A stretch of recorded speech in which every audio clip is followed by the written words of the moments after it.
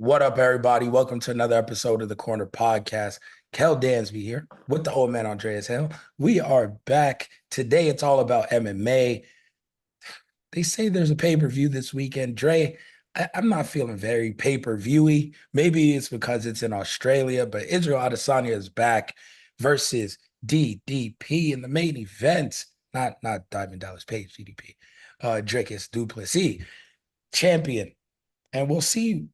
This is a fight he's wanted for a while now. It kind of tripped him up because he was a little bit preoccupied talking shit when he lost the belt.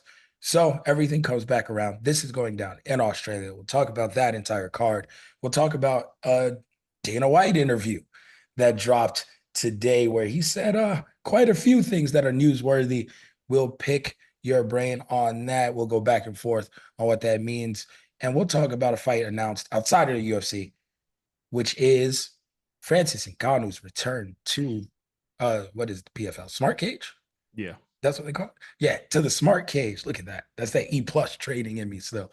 To the Smart Cage, as well as Chris Cyborg on that same card. So we'll talk about all of that today.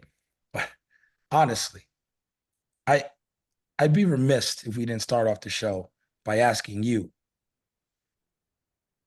scale of 1 to 10, what'd you give the card last weekend? -5. I had to watch that shit, man.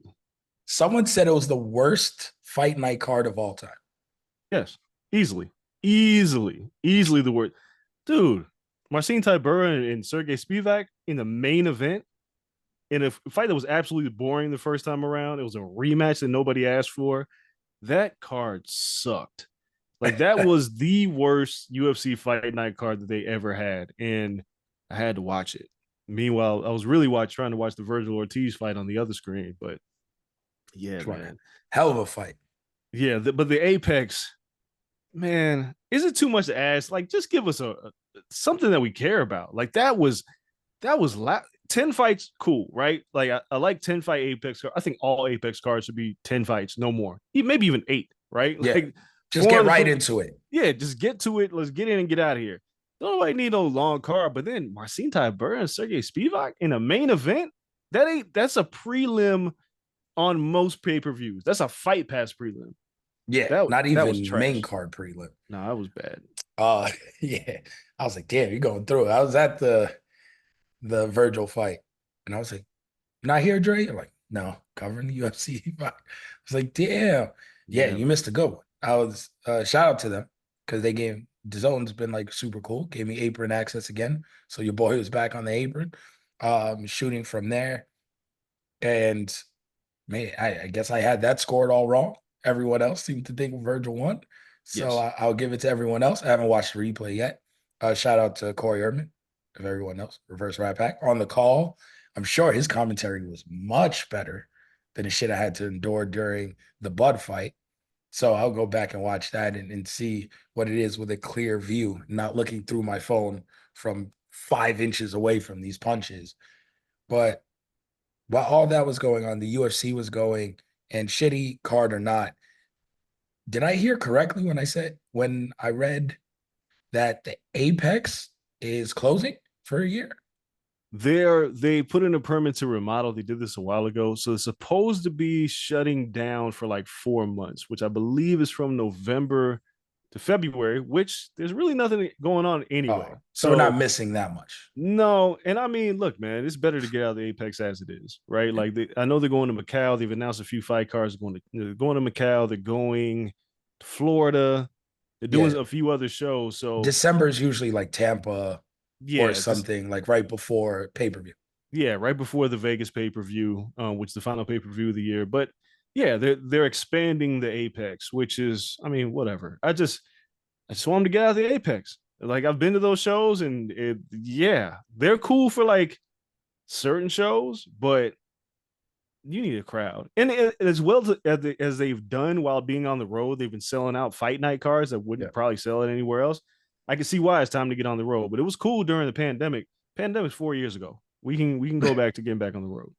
I'm showing my MMA age and how long we've been in the game. You much longer than me, but now I'm getting to be an elder statesman. I missed the the old garage on Flamingo. The shit Wow. that had no AC and just rolled up and had the food truck outside. Yeah, that was when they had the Ultimate Fighter over there, right over there by the Palms. Yep. Yep. The Once upon a time. Contender. That was the Yep. first time Sean saw Sean O'Malley. Yeah. Yeah. That was a while ago, man. Snoop did commentary from in there Yep. and was sweating our asses off in that gym. Yep. Yeah. And it was the That was sugar a time. show. That Yeah. was a time. I missed that. The Apex is too new and shiny anyway. But I'm sure the ticket prices are crazy in there. WWE went in there with NXT, sold ticket prices for crazy high. They were probably like, yeah, it's time to add a couple seats in here. Yeah, Let's make this more permanent. definitely. So can't wait to see what the new look is. They're diving in to the fights coming up then.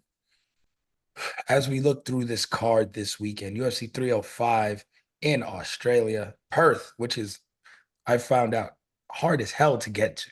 Yes, it is. It's like 24 hours to Sydney and then another 5 to Perth. Yeah, I'm good. Yeah, you didn't jump at the chance at getting on the plane. No, it wasn't even brought up for us. So no. Oh, good, good. Because I was about to say, kids going to school today. Yeah, man. Nope. That would have been a crazy one for you. Yeah. Now looking at this card though, it's weird because the Australian ones always start normal times, and they make them just fight crack of dawn in the morning in Australia. But Well, they yeah, it's 14 hours different than Pacific, I think, because their press conference is Friday at 4 p.m., which is 1 a.m. Vegas time. Is when the press conference is. So the fight's actually in Australia on Sunday morning. yeah, so right now it's 1:32 our time, which is Pacific time. It is 6:32 a.m. in Australia. Yeah. Yeah. So that means So they started like 9 a.m. Yeah. About 9 a.m. the fight about started. 9 a.m. Yeah, which is wild early. It is. It's better than fighting at 3 in the morning, though, in Manchester.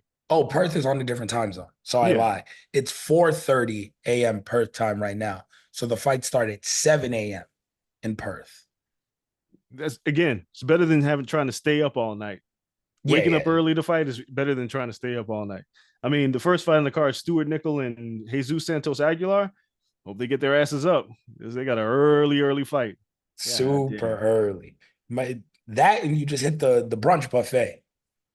Yeah, that's what I would do. Yep. Uh, by the way, where are you watching this? We might have to grab brunch. We haven't done brunch in forever. I gotta work, man. I'm gonna be right here in front of my screens as usual. So What year is this? Like it's 2024. The screens are mobile. Like yeah, but how I much got do you have to type up for 1 second? Uh Song Kenan versus Rick Glenn. I gotta do fight grades for the plus. That's my column now. I grade every single fight on the pay-per-view. That You means you feel bad every for Meltzer? no, I don't feel bad for Meltzer. No, no Like sympathy there yet. Like no, fuck, no. this guy got to grade everything. He wants to. This is my job. Like he likes to do these grades. This is my job. So, but I got to literally sit here and watch all the fights. Boy, if I had to do fight grades for last Saturday's card, boy, that'd have been an F minus. We'll see what happens. The Manchester card wasn't that great. If anybody saw my match grades from that one, it wasn't a great card in terms of the activity and the action. This looks like it'll shake out to be better. At least I hope so. I mean, it's Australia, man. There's always like 7 people from City Kickboxing. Those guys hate going to the judges. Yeah. So people are getting slept. Tom Nolan versus Alex Reyes is a really good main event for the early prelims. That's going to be a banger. Jack Jenkins versus Herbert Burns. Don't know too much about them. But then Casey O'Neill coming up, I believe a late replacement opponent there, Lana Santos, which is a tough, tough fight for her. So that one's a toss up. And then from there on, you just get good matchmaking fights where people just want to whoop each other's ass. Yeah. So again, it should be a good show. The Aussies could show out. Maybe Junior Tafa has been looking a little rusty, but he's always good for a knockout or to be knocked out. But I mean, let's just get to the main card. I know Li Jingliang's kicking this card off, but that's fine. Taito Ivasa versus Jairzinho Rosenstruck is the fight that intrigues the hell out of me at heavyweight. Violence. there's no way this should go the different distance, right? Like Rosenstruck doesn't like a decision. Tai Tuivasa doesn't like a decision. Um, but Bam Bam for the shoey is what I got to pick. Even though Tuivasa hasn't looked great in his last few fights. No. If Rosenstruck, I'm not saying he's looked great either, but Bam Bam, I just think he'll be charged up when he's at home. He's got to set the party off right. Like he's got to stop Rosenstruck and he has to do a shoey. If he doesn't, and he's on a 4-fight skid.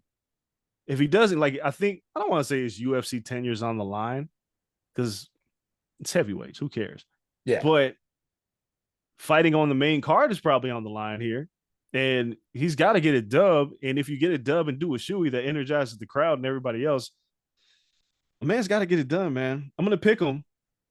I don't know if I'm going to pick him with a ton of confidence, but if you're a betting man, I don't even know what the odds are for this fight to end inside the distance. It's got to be like a minus 300 or something. Yeah, No way. you're getting shitty odds on that one.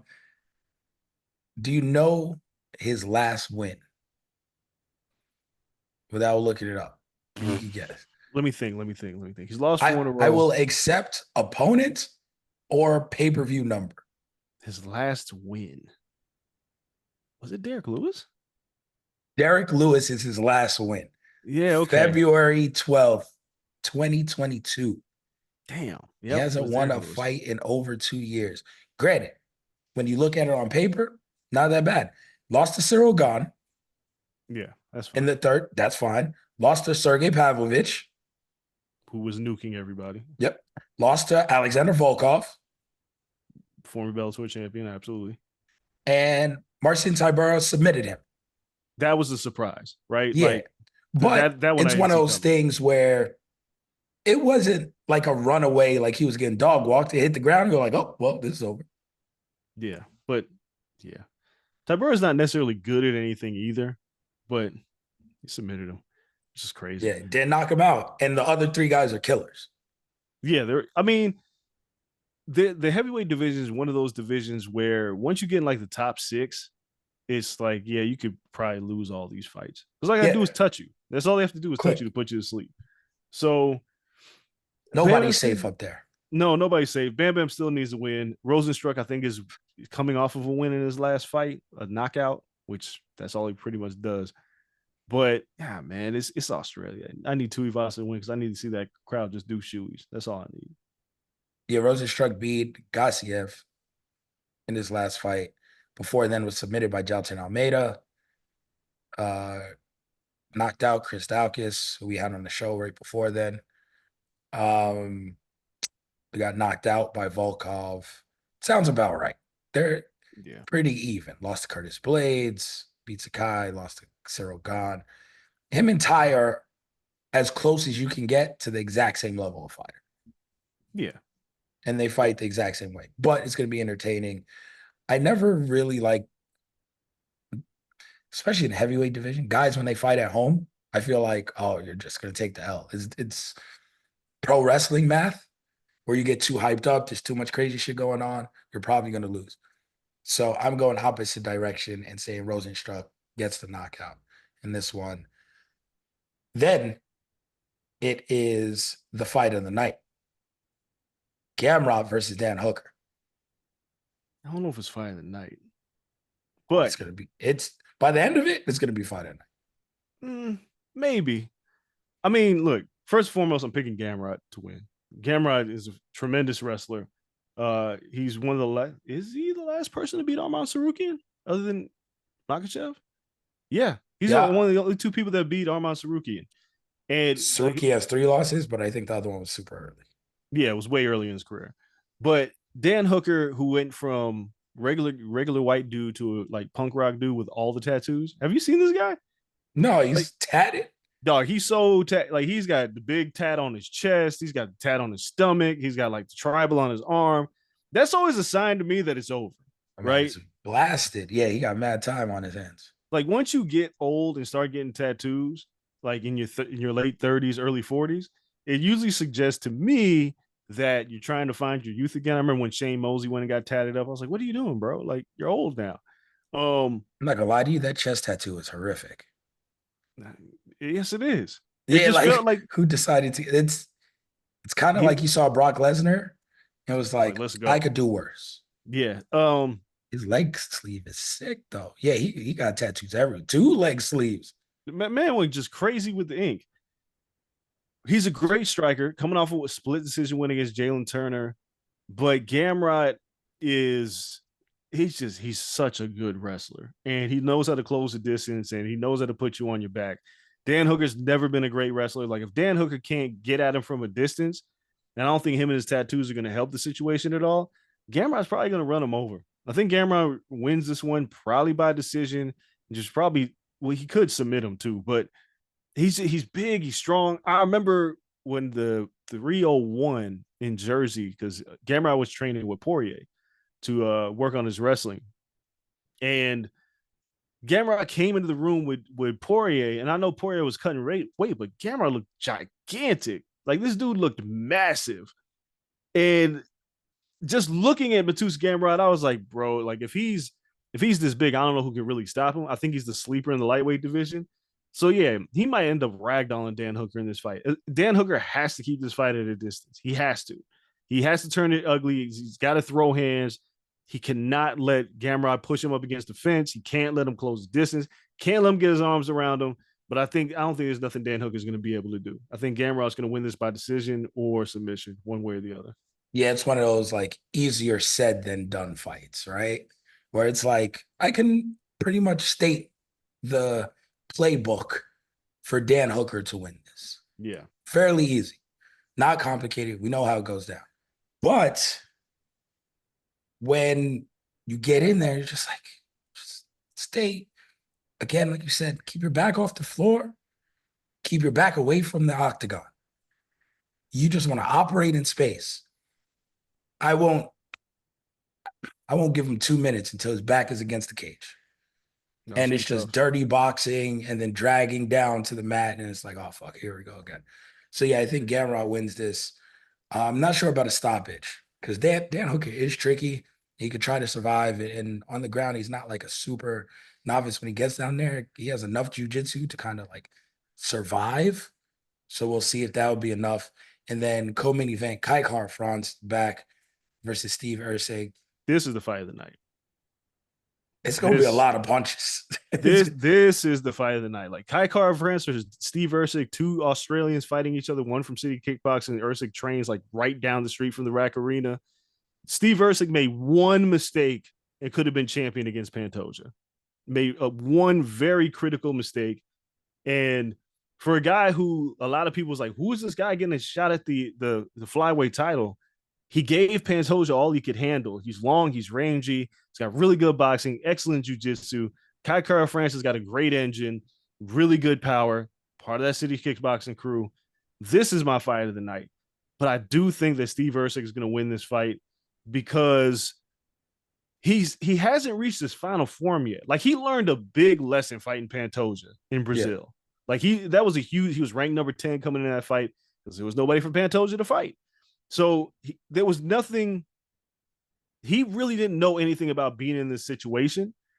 And he found himself making a critical mistake in the 5th round where he should have stepped on the gas instead of striking at a distance and shooting for a takedown, which was wild because he's winning the stand-up battle. I think he's learned from that. I think him being at home, you know what? Being at home might not work in his favor because, again, when I talk to him, being 20 minutes from the arena might not be a benefit because everybody's calling you for tickets. But family and friends can be the biggest distraction, yo. yeah, Derek Lewis talked to me about that a while ago too. It's like, it sucks because all they do is call you. I just think Ursig's height, range, Astro Boy, he don't look like a fighter. Kai Kara France is really good, but yeah, I think this is going to be Steve Ursig's night. But I think this is going to be a back and forth barn burner. I think they're going to throw hands. I think there's going to be some crazy scrambles in this. Kai Kara France probably should stay away from hitting the ground because Ursig's jiu-jitsu is really underrated. You might want to keep it standing up, even though Ursig flatline Matt Frivola. You don't want to hit the mat with this guy. No. But I'm picking Ursig. Probably by decision. Probably by decision. I'm going decision too. Just I understand again, Ursig looked good in that fight. He had 4 fights before he got to the title? 3? He got there quick. because there For was nobody there. There was nobody in the no. division. And he was just like, yo, I'll take that fight. I'll take that fight. And then just statements. So it's one of those things where he's relentless. And like you said, still not sure he's reached that potential, No, but Kai Car France needs this. he does. He's on a 2-fight lose streak. And let me correct myself. I said Matt Frivola. Matt Schnell. Steve Ursic killed Matt Schnell, Yeah. not Frivola. Yeah, Kai Car France. It's just like he really, really needs a win here. Desperately. And the last fight I thought he did well enough maybe to pull off the win. And I believe it went to decision on the last one. And I was like, damn, I thought he won that. But the judges saw it differently. That fight was against Amir Abazi. Yep, it was close. Very close. And I thought he won it. I was like, cool, he gets himself back in the title picture. Nope. And it's just like shit. He needs this one because Steve Ursi got a long ways still to go in his career. Kai Car-France, like, you need to make that push for the title one more time. But he's in a division where, you know what? Fuck it. Everyone's one win away. Well, that's the thing. It's like the division is, I don't want to say it's bad. But Ursa getting a title shot is indicative of where it's at right now because there hasn't been a lot of contenders. Makayev is now gone. The UFC was like, fuck this guy. Even though he's undefeated, but him and Manel Kopp just turned into an absolutely shitty performance after all that trash talking. And now you don't really have anybody in the flyweight division. And it's not like Pantoja is like this dominant flyweight champion. If Brandon Moreno decides to come back, he could very well become the flyweight champion again. He's just taking a break for now, which is crazy. He should be fighting at the Sphere, but we'll talk about that in a minute. But yeah, they need new blood. Nobody's actually out of the title picture until you're out of the title picture. Even if Usyk wins this fight, it's not like they're going to run it back with Pantoja immediately. He'll probably end up fighting, I don't know, he'll probably end up in an eliminator fight next if he wins. But Kai Kara France losing 3 in a row would suck. The last loss, it wasn't that bad. Like you said, it was a narrow split decision loss to Albazi. But the Moreno stoppage put him a little bit further back. He's still ranked top 5, but he just you need this win. You can't afford to lose 3 in a row. Not in this division, not right now. Yeah, no, it's jam-packed. A win gets you to the top. A loss slides you down to God knows where. Yeah. Like you're damn near a gatekeeper. Because like I said, there's young people coming. The division's been really thin for a long time. Yeah. Like it's not going to be the case for much longer. They got some young talent coming, and that's kind of how the lighter weights always rock. The lighter weights aren't built for older people. No, man. No, Usually you eventually move up. Your body can't make the cut anymore. Some new young bucks, Kai Car France, stay there for a while. These young bucks are coming. yeah, like Tatsu Taira is probably the most frightening guy in that division right now. I got to watch him at the Apex. That dude's he's just a tornado of grappling, punches. Just he's really good. And if you're Kai Kara France, you can't really afford to fall back. Not right now. Not right now. Especially if you want a shot at Pantoja, you gotta win. I just don't think you will. Yeah, it's a tough one. He needs this. Main event, Dricus du Plessis versus Israel Adesanya. Battle for Africa. Just endless end bombs. Um, it's gonna be one hell of a build-up to the fight. We're recording this early in the week already. I feel like there's gonna be shenanigans afoot later on in the week, and then somebody's gonna get pushed, and security's gonna separate them. They're gonna sell this fight. I'm not sure what to make of Israel Adesanya. I always get worried when people say they need time away, but when they take that time away and unnecessarily bulk up, that scares me. And he put on like a lot of muscle, and it's like, Bo, like my guy, that's not your game. Like your game is fluid, long, technical. Who are you gonna out muscle Dricus? And I never thought Dricus was that good. I've been proven wrong several times. And maybe he's just hit his stride. So this fight is interesting. I don't think he knocks Izzy out because Izzy can be technical with anyone and go to decision. I mean, Sean didn't get him out of here, even though he was buzzed. Not everyone's Alex Pereira. And I'm just not sure Izzy's coming into this fight to be technical.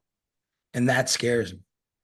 So if he's coming in just looking for the knockout, just overexcited to make a statement, that's how you mess around, get caught, and then lose in the long run. Dricus, I'm not sure he's going to make a mistake. Izzy's going to have to take this from him. Give me Adesanya, but close decision, maybe. Maybe people would say it's a robbery. So I disagree with everything you said. Oh, Adesanya had the most hectic schedule as a champion in the history of the UFC. yes. The man fought like 4 times. Like he fought Alex Pereira twice in 6 months. He fought like the loss to Strickland was bad, but if you look at everything else before it, Paulo Costa, he nuked. Robert Whitaker, he beat twice. Kelvin Gastelum, like from the time he arrived in the UFC, he never fought less than 3 times a year, except for the pandemic year, which he probably would have fought 3 times that year too. So you're looking at a guy who's now 35 and spent the last 6 years fighting at a breakneck pace where there really was no time off. It was win, get back in the octagon, fight again. Win, get back in the octagon. He moved up, fought Jan Blachowicz, lost that fight, turned right back around, fought again. He lost to Alex Pereira. 6 months later, he fought him again and knocked him out. Yep. The last man to beat Alex Pereira. Then he wants Dricus du Plessis, ends up with Sean Strickland. And the more you look at it, and I've talked to Adesanya about this, I've talked to other fighters about this, the Strickland fight was a bad idea because he wanted Dricus. Dricus hurt his foot. Adesanya's pride got in the way because he wanted to fight in Perth. Well, it wasn't Perth. Where did they fight? Melbourne? Was it Melbourne? Because it wasn't at the Rack Arena. No. Wherever it was, because Adesanya's UFC career started in Australia. His first fight was at 221, which is crazy to think how much he's fought. We're only at like 305. Like he's fought more than most people. And no, it's in Sydney, by the way. Sydney. Okay. Yep. So he took the Strickland fight because he wanted to fight. He just was staying active. I think it was, I don't want to say it was a bad habit, but he should have took the time off because he wasn't interested in Strickland. He was a huge favorite against Strickland. And there was really nothing to gain but having another performance. And I don't even think he was fighting for the money. He just fought for being competitive. He desperately needed the time off. He loses to Strickland. And then he says, I'm going to take some time off. But the reality is, he took a year. He hasn't even taken a year off. Whereas we haven't seen John Jones in more than a year. We haven't seen Conor in over 3 years. Most fighters taking a year off is kind of normal. His 11 months didn't bother me. More importantly, and this is something that he's talked about a little bit, but it'll be in my story that I think runs Friday. Like he had to change his diet. My man was eating Uber Eats before fights. Like he just ain't young anymore, is what you're trying to say. That's what he figured out. He had to get on that LeBron. He had to get on a different diet, right? So he's put on muscle, but he's put on good muscle. It's not like he's not going to make 185. He's put on the proper muscle. He's healthy. He's ready. There's no denying he's a better striker than Dricus du Plessis. Dricus, there were questions about his cardio. He ended up going 5 rounds with Sean Strickland. But for me, it's really hard to put a value on Dricus du Plessis and how good he is based on that Strickland performance. Because one, I thought he lost. Wouldn't call it a robbery, but it was a very close decision. And how good is Sean Strickland really? Like, we keep it a buck. How good is he? Sean Strickland is really good at applying pressure. He's really good at moving forward. He's really good at staying busy and in your face, like he doesn't go away. We were all impressed where Dricus ran over Robert Whitaker. That was the one that opened a lot of our eyes. But you can't come at Israel Adesanya like that.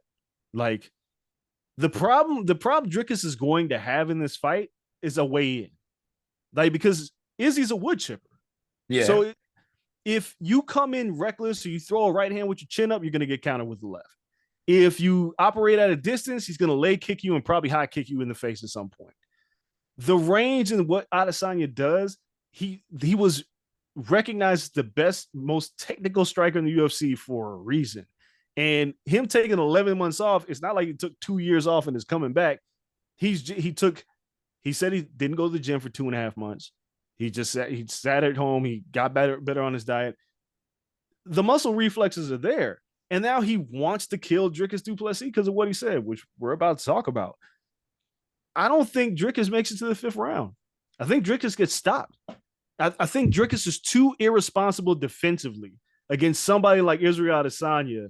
What Dricus will have to do to win this fight, it's not outside the realm of possibility because who knows, Izzy just might not be the same guy. He has to apply pressure from the opening bell, but it has to be smart pressure. Like you can't come Yeah. in recklessly because you're going to get clipped. Like Alex Pereira had Adesanya seemingly hurt along the fence, and then he got knocked out. Right? Dricus is no Alex Pereira at all. So I think this will be one of those fights where it'll start relatively slow. And if Dricus doesn't make Adesanya respect him by finding a way to force his way inside and making Adesanya not necessarily fight off the back foot, but crowding his space so he can't operate at range, it's going to end up being a long night. Because as always, like Paulo Costa tried the same shit, and you saw what happened to him.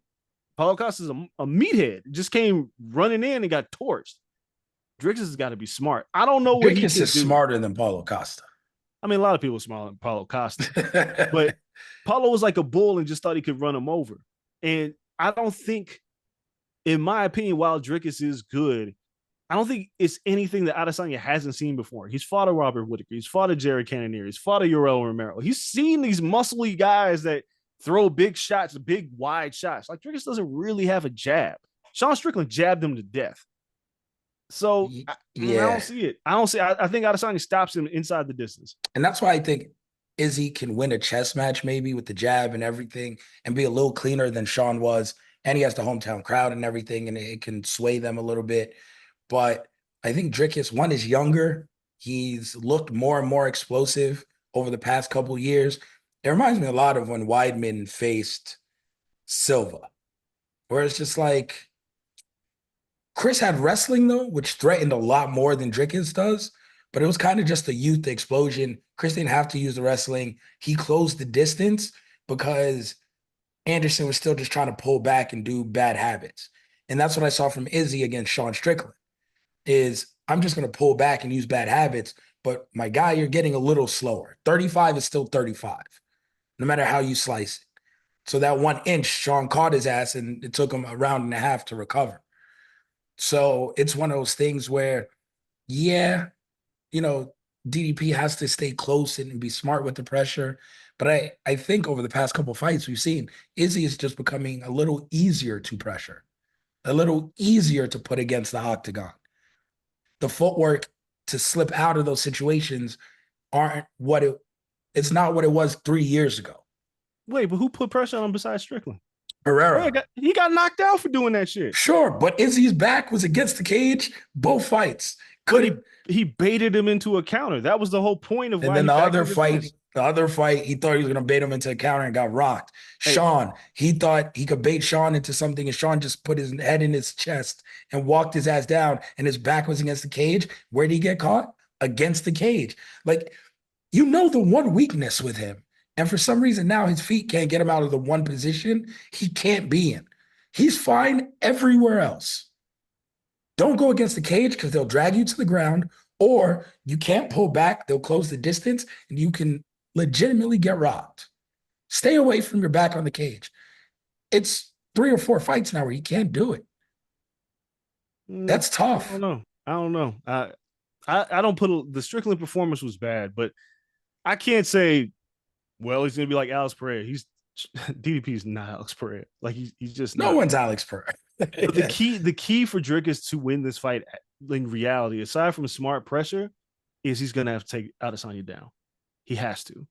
Like he cannot win a 5-round striking battle with him unless Adesanya performs just like he did against Strickland. Like DDP is going to have to use smart pressure, get him up against the fence. DDP's got solid ground game, solid jiu-jitsu. It's not great, but we never really seen. But Adesanya doesn't get taken down either. That's the other thing. Marvin Vettori went 25 and couldn't really figure it out. He struggled. I'm not concerned with the footwork more so than can he show improvement where he applies smart pressure and doesn't get caught coming in. Like, You got to use a jab. Yeah. Strickland used a jab. Like he flashed the jab all night in Adesanya's face, and like the little feints and things, like you just can't bull your way in against Adesanya. So No. I think, like I said, I think Dricus is going to make a mistake because not that he's overly confident. I think it's that he doesn't really know another way right now. He's only lost 2 times in his career. They're both outside the UFC, both when he was young. I think Yep. DDP is only 30 now. But And he knocked out everyone until Sean Strickland. yeah, and again, I thought he lost to Strickland. And A lot of people did. if it wasn't for the Whitaker fight, I wouldn't think DDP's that good. You said that going into the Whitaker fight. And then he I put know. hands on Bobby. He and did. then it was like, well, I guess this guy's pretty good. I guess he's pretty good. Then he fought Strickland, and I was like, he's all right. Like, he's tough. He's brought durable. him back down. He won the title and brought him back down in your mind. I mean, can we just keep it a buck? Like, on our history of like champions, where does Sean Strickland rank? I personally don't like Sean Strickland as a human, so he ranks lower than he probably should. But he's climbing the list of, if I'm being honest, of champions in that division, middleweight champions. Like, he's pretty good. He shouldn't have lost to Dricus. He looked good in his last fight. He beat Israel Adesanya, which not many people can say. He's pretty high up on the list. He's higher than DDP. Outside of getting blasted by Pereira, who went through that shitty guard and made him look like iCarly, and it was ridiculous. And Alex was like, I'm not playing these games with you. I'm not eating a jab. I'm firing through, and I'm knocking your ass out. Outside of that, he's pretty good. I thoroughly dislike him as a person. Well, yeah, I think we all do. But as he's durable, he's good. But it's just, again, I thought he'd be DDP. Yeah, no one's Adesanya.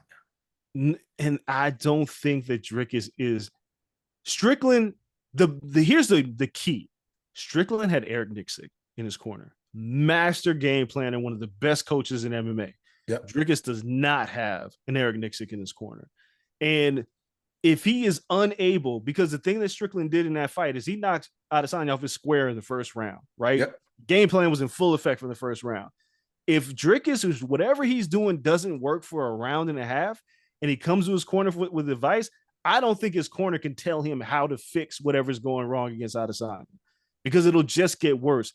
Because Izzy's a guy, like most counter strikers, they just wait for you. They wait for you to make a mistake. That's the reason why Anderson Silva was so good. They wait for you to make a mistake. Chris Weidman was so much better than the field at the time because he was a tremendous wrestler, had power in both hands. He had it was crazy. He's one of the best grapplers in middleweight history, and we never got a chance to see it. Like, he would win grappling tournaments all over the globe, and he'd talk about it, and we never got a chance to see it. But the threat always put people on their back foot, and then he just ran out of steam. He wasn't the same guy.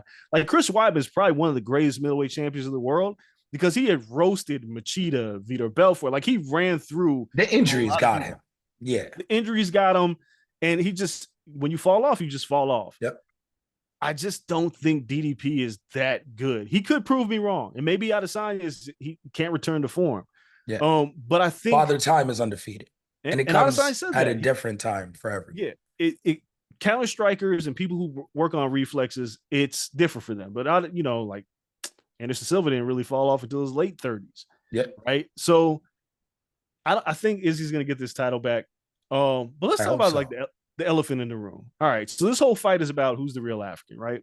I said it a million times. I hated how Izzy handled this. I hated it from the jump, getting in the octagon, calling him a word that slanders American Black people probably wasn't the best way to show you that you're an African, right? So that you're an African American, which you're not, but calling him the N-word didn't work. Dricus has been willfully ignorant this entire time, right? Because it was offensive what he said. He was like, I'm only stating facts. Yeah, but I mean, when people get their land taken from them, they're forced out of their country, you can't come in, colonizer, and be like, I'm the real African. Yeah. That's like, it's crazy. How'd you get there? How'd your people get there? Like, being from South Africa, like Johannesburg, like, these are beautiful places, right? But they are a lot more white than the rest of Africa, right? Yep. For a number of reasons that we don't have enough time on this show to talk about. But pretty easy one to like pinpoint though. Y'all came here. Y'all Yeah. y'all weren't y'all weren't born from the soil, as they would And say. I think Drick is saying that. And Adesanya's had his eye on him for like 3 years because of this. Because, like, yo, you just disrespected Kamaru, Francis, and myself, who were three champions at the same exact time. Yeah. To say that you're the first African champion is crazy. And people think Adesanya is emotional. I don't think he is. I think he's really going to make an example out of Drickus because of this. I don't think it's like, I hate you. It's more like, you're a fucking idiot. And I'm going to show you that you're not the real African on Saturday night, Sunday morning. Ngannou's ridiculous because Ngannou's like African. Yeah, African had to go to France, like spoke multiple languages. Like he escaped. My man, he got it out the dirt. Like you talk about anybody who got out the dirt, Francis Ngannou did. Like Drickus in the story that we just ran on ESPN today from on location in South Africa, like he bought his gym, like his parents had money. It's different. Like he didn't get it from the mud like that. So to be bragging that you're like from Africa and you're bringing the title home, it's like, what are you talking about? If I recall, I believe Kamaru went home after he won that title. Yeah. I believe he did. I can't remember. I believe he did. He did. I remember there was a whole thing about it. Yeah. So it's like what Drickus is doing. Francis goes home every year. Yeah. What Drickus is doing is now I think he's realized what he said, but he ain't trying to take it back. But he's like, there's another level of pressure on him now. Yeah, because stand on business. Yeah, now you have to stand on this. And Izzy ain't gonna let it go. Like he's been hawking you for like 2.5 years now to get this fight.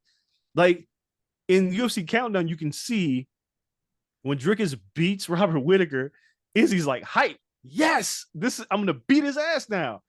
He's been looking forward to this the whole time. I think it means so much hitting in this fight that Adesanya wants to make an example out of him. And it's not like fuck you, I hate your guts type of beef, but it's like colonizer, I'm gonna fuck you up. Yeah. So I can't help but root for Izzy, even though he says and does some really stupid shit sometimes. 100%. I can't help but root for him. But now the other thing is, Drickus, Dana White says if Drickus du Plessis wins this fight, they're gonna push for him to get a fight in Africa. Are you fucking serious right now? You had Francis Ngannou, Kamaru Usman, and I know Dana White has said he wants to go to Africa for a long time. I know he said that. But why in the fuck, of all the things to say, you would go, if the white African wins, we're going to push for that. I don't know if anybody's asked Adesanya this yet, because if Izzy wins, if I'm Izzy, I'm like, well, if I win, I want to go to Africa. How about that? Like, why would you give it to that guy who just got the title? I was one of the greatest champions of all time in the middleweight division, and I never got an offer to go to Africa to fight back home in front of, like, these are Nigerians that are looking forward to fight home. I know the infrastructure in Africa is different, but I'm sure Francis, Kamaru, Izzy, they would have fought in South Africa. Yeah, they just wanted to fight in somewhere Africa. In Africa. But you mean to tell me that Drickus, if he beats Adesanya, he gets to fight in Africa? That's crazy. Fam, like we couldn't get a guaranteed Ilia Tapora fight. Like Ilia wanted to fight home, and that stadium's rocking. Can't get that guarantee. Logistics just aren't right. Max BMF Holloway can't fight in Hawaii. Right. This man has been champion several times. He's arguably, and we've argued about this, the biggest draw in the company right now. Yeah. The logistics cannot make sense to fight in Hawaii, even though we've seen Bellator do it several times. Oh, yeah. But you can take and guarantee Drickus du Plessis a fight in South Africa after his first title defense. He's not on a streak of 6, 7. His first title defense, then he goes home. You're looking shaky in the light. It looks real funny bad in the light to me. It was really bad when Dana said it. And I don't know, like Dana said it, he said a lot of things. Because they did the Pat McAfee show where he likes to say a lot of shit. So the other thing he said, I don't know if you watched McAfee, I think it was yesterday. I think this was Tuesday on McAfee. He talked about the Sphere and what's going to happen at the Sphere, how they're going to do like the past, present, and future of Mexican culture at the Sphere. Yeah. And it's like progressively as the night goes on, it's going to like this, it's going to reflect Mexican culture. But then your main event's not two Mexicans. So when Sean O'Malley fights Mirage Valashvili, what are they going to show? How are you gonna shout out Mexican culture in the main event doesn't feature two Mexicans? Yo, Like I can't even during Canelo like fight presser tour thing, they were just roasting him for that. He's like like, I'm this is Canelo. Like, crazy. there's no Mexicans they're showing up there to see. No disrespect to Alex Agrasso, but Mexican fans who will be in Vegas are going to see Canelo.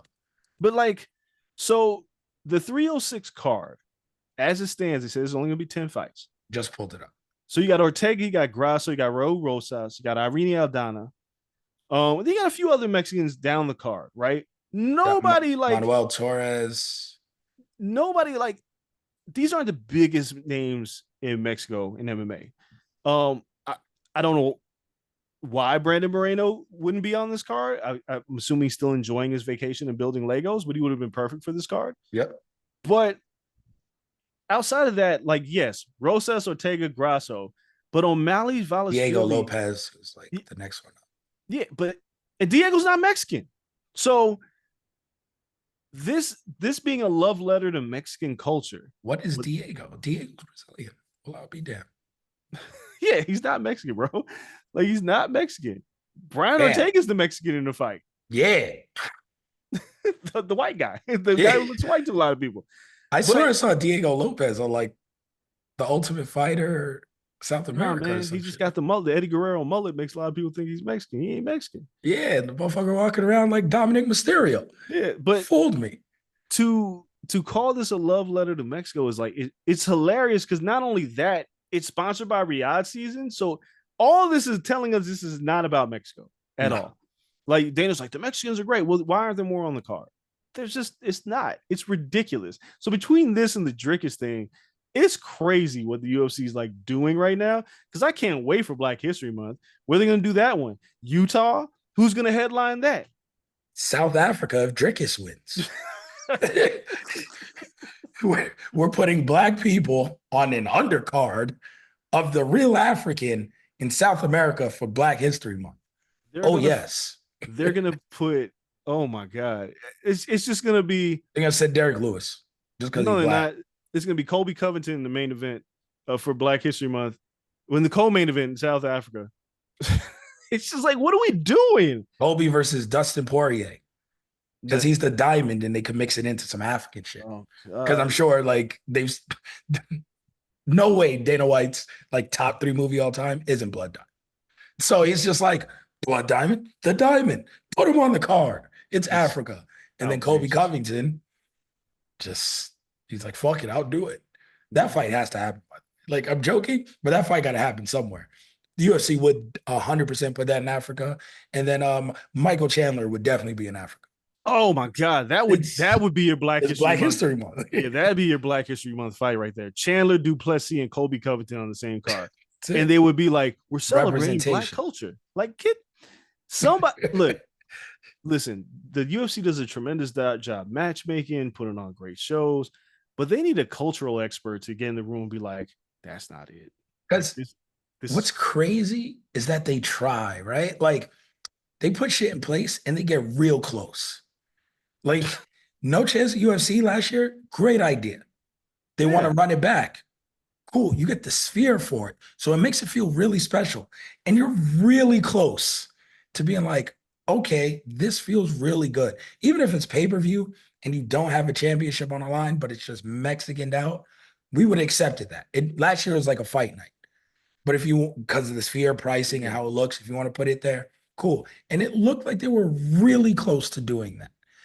And then they're like, hey, you guys want to come to this dinner during fight week?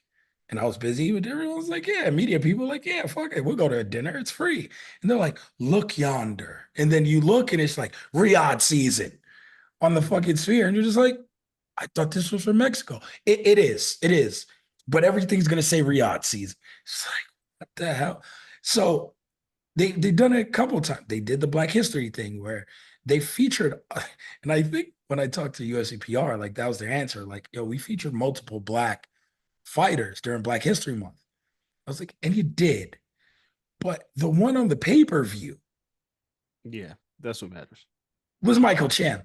Like, how did he get this position? And I think it was also like Israel Adesanya. I was like, there's not a lot of Black Americans you're featuring here. Derek Lewis is like last on the list Yeah. before they got the hell out of there. It's like, you guys get so close. You mean well. The Amanda Nunez shit. They had the really dope Pride Month shirts and all this stuff. Did nothing, didn't have her fight, didn't give her a documentary. They're just like, hey, take these Pride t-shirts and we're gonna sell them. Like you're so close. You Yeah. want awareness, but you don't want to be, to steal a word from their boss, woke. You don't want to make people uncomfortable, but you want to seem like you're down and you're doing something. Because then people can't say you're doing nothing. Yeah. I mean, the one thing I will say in the UFC's defense is that they did get like the Mexican names that were available. That the only one that they're really missing is Yair Rodriguez. He's the one who's really missing from this card. Yeah, Yair And Brandon. yes, and Brandon Moreno. But they did, like Yasmin Uruguay, like they landed a few, but it's like you can't tell us this is a celebration of Mexican culture and you're gonna do all this, you're gonna get to this main event and you're gonna have this white dude fight Marab. Like that's not, I get what you're trying to do, but it's not. Get close. It, you know what bothers me most? Like if we really sit down and break this down, last year it made sense. Canelo wasn't fighting on a holiday. Vegas is open. You had a Mexican champion. Two, that worked and fit smart, right? I think both flyweight titles were the main events last year. It wasn't forced. It was organic. Thank you. Doubling down and saying we're going to, and Dana has, we're going to take this weekend from Canelo. Mexican Independence Day is going to be a UFC weekend. Colonizer. Now you're just a colonist. Like, as much as you're saying you want to prop up your Mexican talent, and this card shows it, the overarching theme here is just you want to bring down another Mexican. You want to bring down a Mexican champion because he's not fighting for you. He's in boxing. And that's why you really want to do this. And in the meantime, you'll propel a couple Mexicans into the fold. But it's not for Mexican culture because the reason you're doing it is to take away money from a Mexican fighter who's fighting for his fans and his culture. You pretty much came and just said, "Oh, you're the king here, or this is your tribe. I'm going to take your land, park my flag here, and now it's my land." I mean, that's the whitest shit in American history. That is manifest destiny in combat sports. So don't lie to me. It's capitalism, right? It's like, well, let's, like I said a few shows ago, it's like let's give free tacos to white people. Like that's what this is. Like this is not really a celebration of Mexican culture as much as it is a way to profit off of Mexican culture. And it's very transparent and obvious. And look, I think Noche UFC is going to be great. I think it's the production, everything they're doing is going to be great. But it ain't about Mexicans. Riyadh season ain't about Mexicans.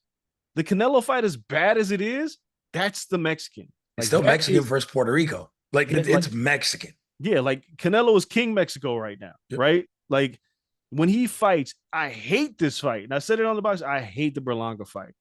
But it's Canelo. And Mexico loves Canelo. The UFC doesn't have Cain Velasquez.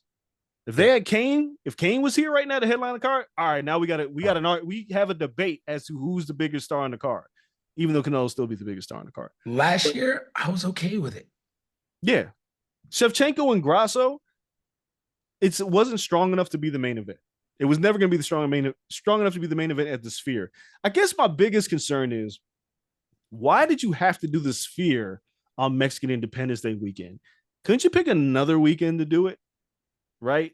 Because if Grasso Shevchenko isn't big enough to headline in the Sphere, you could have just did it at T-Mobile and stacked the car with another good co-main event or something like that. Because now they're trying to make up all these costs that they're about to have. Like these tickets are outrageous. Yeah. Like these tickets, $2,000-$3,000 to get in. Hence Riyadh season. Right. It's crazy. They're just trying to make up the cost. This is not about Mexican culture. So again, the Canelo fight's trash. But I could see it being more that desirable. Undercard is really good though. The undercard is good, but you don't sell tickets necessarily off the undercard, No, right? You I'm sell just tickets saying, because of the like, main event. yeah, And people are going to show up to see Canelo Berlanga because the UFC has kind of priced themselves out for the yeah, average fan, right? Like it's Noche is going to be a spectacle. Whereas if I just want to go to a fight, and if the tickets aren't too crazy, I'll just go to T-Mobile yep, because I can afford that. I don't know what the ticket prices are. I haven't looked at them yet, but I know the Mexican, who is arguably one of the greatest Mexican fighters of all time, is headlining the card, and he's probably gonna have a mariachi band walk him out. It's gonna feel really Mexican. The sponsors are gonna be Mexican, like a Mexican import beer. It's gonna feel very Mexican on Mexican Independence Day. yep. This Dana White talking about Sean O'Malley in the main event of a Riyadh season card of the Sphere is crazy. And like if O'Malley wins, it's just all right. Like, what are we doing? All right, Yeah, whatever. tickets for this Canelo fight aren't like the cheapest tickets I've ever seen, but It's more affordable. Anything more, the Sphere, $2,000 to get in is nuts. yeah. I mean, Canelo right now, they's got to come down. On Ticketmaster and Vivid Seats are at 420 And it's been $2,000. to get in the building. No, 2 grand here will get you floor seats, Yeah. And but that's still ridiculous. again, like Marab and Sean O'Malley is a better fight than Canelo versus Berlanga, right? Like, I don't know who's gonna win. I'm picking Marab, but I don't know who's gonna win. Nobody's picking Berlanga to beat Canelo. No, Nobody. no, no. Berlanga's coming in as a pinata full of candy to get for Canelo to beat the shit out of and sprinkle the fans with whatever he wants to do. Because Berlanga sucks, but he's I'm gonna wake up that next day and be shocked and surprised by whatever happens because I go into a wedding, so I won't be around. In which, God. Yeah, it's gonna be my interesting. job was like, what? It's like, nah, like I've been put in like I told you. Shout out to the combat squad at ESPN. Everyone there is gonna be at the wedding. It's Yeah. a combat member. So like we're all gonna be there. We're on a strict no UFC or boxing update policy. We'll figure it out the next day. Do some recap posts. I'm actually off the entire week after too. So I don't gotta do nothing. From every job, I'm gone. I am on vacation. I'm pulling a you and taking a wife for her birthday. That's what you're supposed And to do. we're out. And this time I've taken off from every job. I'm closing the laptop, Dre. I'm doing minimal work while I am out there. No, it should be no work. Stop saying minimal. I can't No. do it. I'm scheduling some stuff out for 30 minutes every morning. But I don't drink coffee and I'm just bringing my laptop to breakfast. Well, Once breakfast is done, nothing. Don't call me. Don't text me. If you see me post shit, take it as a good faith measure. Leave me alone. Don't ask me questions. That is my vacation this time. So I'm learning from it. Before we get out of here, just last thing real quick. there's two things. Let's start with one. What happened yesterday? Dana White and Conor McGregor ain't fighting in Oh, we're 2024. still on Dana. Yeah. We forgot about that. Conor did not take kindly to that. Of course he didn't. But I saw this Kel, man drinking that's what I'm a about to say. week ago, You just saw him in looking like South a Carolina. cowboy. Yeah. With his leather jacket on, his leather vest, with a girl grinding on him, chugging beers, talking about Yeah. in Sturgis. Like, what are you doing? Like, Michael Chandler posted, he was like, never mind. Right? You could see the fight leaving his soul. Like, he's like this. And Dana said he wants to fight, but it won't be in 2024. And Conor was like, December, which is the only date left, by the way. Yeah. Because November is John Jones. John's booked. October is Max and Ilya. And there's only one fight left, which is the Vegas show, which makes sense. But I don't know what happened between Dana and Conor, where Dana was like, nah. Because Dana wouldn't just pass on a Conor fight night. No. Right? Like, he wouldn't just say no unless he wanted him to fight in July. Yeah, like he was all for it. So Conor, the boots off, he's showing training video, but I think a lot of people saw that Sturgis video and was like, yo, this man's chugging beer at bare knuckle events. Like, you're not serious people. You know what though? After I saw the Ryan Garcia shit, I can't say anything. Like, listen, I thought the same shit about Ryan. We talked about it for months. I'm off that wagon, whatever. If he can be a high-level athlete with the booze, God bless him. I don't think he is with or without the booze. No, he fought in 3 years. And that's the thing. I think Dana is just trying to protect Conor from himself and the whole UFC. And you're protecting an investment. And I thought that's why they didn't allow him to fight off the bad toe in July. You got one more shot, kid. Like, You have to win this fight. We gave you an opponent tailor-made to win this fight. If you're not 100% coming into it, we're not going to let you fight because we're missing out on maybe 3 more fights after that. All you need is 1 more win. Make people believe. Then maybe you can even take 2 more losses. You just got to sprinkle in 1 win, like the Cowboy win, and Yeah, then you lose 3 times. You need 1 win against Michael Chandler. But if you come in 55%, he going to whoop your ass. yeah. Chandler And, don't and the play. gravy train is over. So you better come in 100%. And every time Dana and them look over, it's like, motherfucker's not 100%. He got Nah, close, but he ain't. I just, I again, man, I feel bad for Chandler. He's had to Yeah, sit on the just waiting. sidelines, and Stop waiting, fam. Just take a fight. yeah, and I get it, man. I get it. Like if you lose a fight, you're gonna lose the bag with Conor. I get it, but somebody had posted there was like Michael Chandler's working at Walmart, seeing this post right now because how is he making money?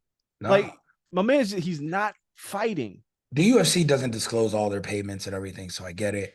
They could theoretically pay him due to Conor pulling out, could have still slid him a little check, like, I'm yo, pay your sure trainers, they pay your did. camp. Now, waiting on Conor, here, take this money, shush. So he could be making maybe 25%, 30% of what he would make in a fight, which to him might be, okay, it's worth it. I mean, it's worth it until the fight doesn't materialize. Yeah. And Now then, you've been on the bench late in your 30s for a couple of years waiting and on you one just fight. miss checks. Yeah, you miss checks and you miss opportunity, and you like Chandler was never going to probably fight for a title again in this cutthroat ass division, right? Like, No. there's Could have not fought really. for a BMF or something, though. That's what I'm saying. Like, if the only option for Chandler is Max Holloway, Yeah. depending on what happens with Max and Ilya. If Max wins, then never mind. Max beats Yeah. Ilya Taporia, you're never getting that fight. But if Max were to lose to Ilya Taporia and defends that BMF title at lightweight, because Max has plenty of options. Max could fight Chandler for BMF, or he could fight Dustin Poirier. Yep. Like those are huge options for Max either way. But Chandler doesn't really have any options.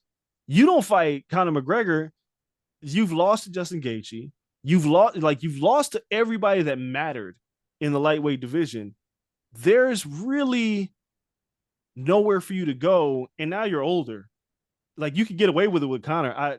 It sucks for Michael Chandler. I feel bad for him because it just puts you in a tough spot. Because now you just I know he just wants to fight now. He's like, this Yep. is dumb. Waited a year and a half. Just Too long. wasted. Yeah. Yep. It's ridiculous on that note. And then Francis Ngannou announced he is coming back.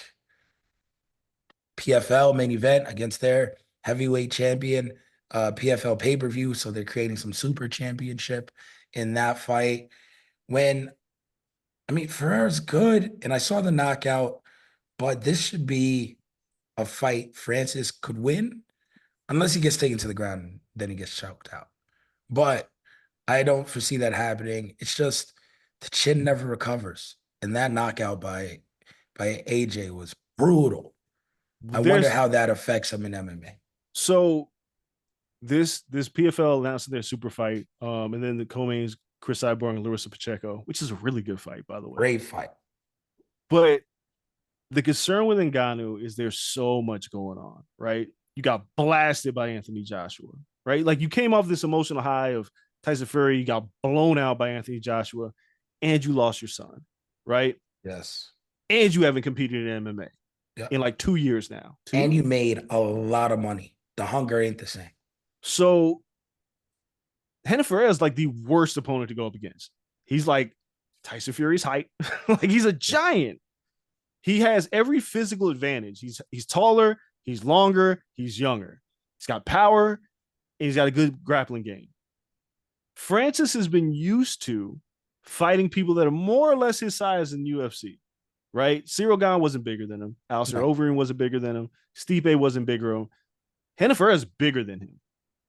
And if there's any doubt in Francis's mind trying to come inside, like, because Anthony Joshua put him to hell. Like, Francis says he doesn't even remember getting knocked out. That's like the worst thing because now you're stepping back in the octagon with a guy who is wearing smaller gloves, Yep. who is huge. You don't want to get touched by this guy. Dude, this could all go south really quick for Francis Ngannou. Yeah. Like, this could go south really quick. I don't know. I'm going to have to see him. Like, I'm going to have to see something training. I'm I don't know. Like, And people pick up such bad habits from going to boxing. yeah, that's the other thing. Like, you've been training to defend yourself with your hands up, not having to worry about a takedown or a leg kick or anything like knees to the body, clinch work. You ain't got to worry about none of that. He trained so hard for Anthony Joshua, and it was like he shouldn't even trained at all because Anthony Joshua would send his ass to the woodshed. Yep. It's it's a great fight for the PFL. I don't know how well it does on pay per view. This is like PFL's last, not last. It's like their only shot to catch the UFC. Yeah. So we we have to see what can Francis Ngannou still be elite? Yeah, but as long as Tom Aspinall breathes and John Jones is still here, I don't think we'll consider him the best heavyweight. No. But he's got to win. It's a great fight. I just don't know how far it goes. We'll see. No, somebody's gonna stop. It's not going the distance.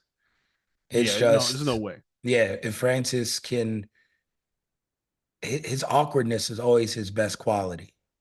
And I'm not sure if he gets in there and he's rigid and he's boxing for him, it's gonna be a long night for him. If he's still out there with the hand up and like throwing a winging punch or something, catching someone, all right. Because it's always the ones you don't see. Right. And if he's just straight up and down, no special effects, throwing punches down the middle, nah, can't figure that one out. So we'll see how all that plays out. It's interesting. We got a lot of MMA coming up. We're still gonna have a box or pro wrestling show this week as well. So we'll make sure we hit on that. A lot of pro wrestling to catch up on. New Japan moving and shaking. WWE. People always got beef with WWE. So we'll touch on that and talk about that as well. Yeah. So we're starting to get the all-in card taking shape. So a lot to talk about in those realms. We appreciate you all as always. Thank you, thank you, thank you, everyone's support. Shout out to the Corner Club as well. We'll find time to mix in that Patreon episode as well, even if it's a nice 40-minute joint. We're overdue on that one. So we appreciate you all. For myself, for the old man Andreas Hale. Until next time, we're out. Peace.